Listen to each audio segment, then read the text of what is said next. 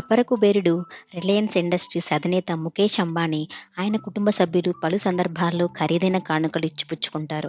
వారి కానుకలకు సంబంధించి ఎన్నోసార్లు మీరు వార్తల్లో చూసే ఉంటారు. కొన్ని నెలల క్రితమే ముఖేష్ అంబానీ, నీతా అంబానీల చిన్న కుమారుడు అనంత్ అంబానీ, రాధికా మర్చెంట్ నిశ్చితార్థం సందర్భంగా వారికి అందించిన బహుమతులు వార్తల్లో నిలిచాయి. ప్రత్యేక సందర్భాలు, వేడుకల్లో తమ కుటుంబ సభ్యులకు ఖరీదైన గిఫ్ట్స్ ఇస్తుంటారు ముఖేష్ అంబానీ. వాటి విలువ కోట్లలోనే ఉంటుంది. వాటి గురించి తెలిసిన వారు కానుకలు ఇవ్వడంలో ముఖేష్ అంబానీ తర్వాతే ఎవరైనా అని అంటుంటారు. అనంత్ అంబానీ, రాధికా మర్చెంట్ నిశ్చితార్థం సందర్భంగా వధూవరులిద్దరికీ పలు బహుమతులు అందించారు. తన రెండో కుమారుడు అనంత్ అంబానీకి నిశ్చితార్థం వేడుక రోజున ఏకంగా 4.5 కోట్లు విలువ చేసే బెంట్లీ కాంటినెంటల్ జీటీసీ స్పీడ్ కారును గిఫ్ట్‌గా అందించారు ముఖేష్ అంబానీ.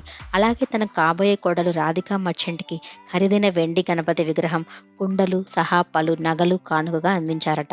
అలాగే నీతా అంబానీ తన సొంత డైమండ్ నెక్లెస్ సైతం రాధికా మర్చెంట్‌కి అందించినట్లు ఇటీవలే వార్తలు వచ్చాయి. ముఖేష్ అంబానీ పెద్ద కుమారుడు ఆకాష్ అంబానీ సైతం తన సోదరుడు అనంత్ అంబానీకి వజ్రాలతో రూపొందించిన పాంథర్ బ్రూచ్ జ్యువెలరీ గిఫ్ట్‌గా ఇచ్చారట. దాని విలువ సుమారు 1.3 కోట్లుగా ఉంటుందని అంచనా.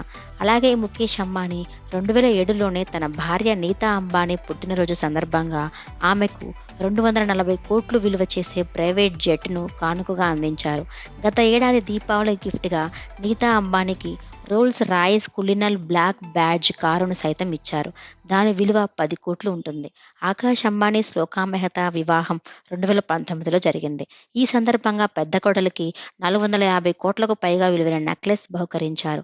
తన చిన్న కుమారుడు అనంత్ అంబానీ కోసం 2022లో 640 కోట్లు ఖర్చు చేసి దుబాయ్‌లో లగ్జరీ విల్లాను కొనుగోలు చేశారు ముఖేష్ అంబానీ. అంతేకాదు తన వద్ద నమ్మకంగా పనిచేసిన ఉద్యోగి మనోజ్ మోదీకి కూడా ముఖేష్ అంబానీ ఓ ఇంటిని కానుకగా ఇచ్చారు.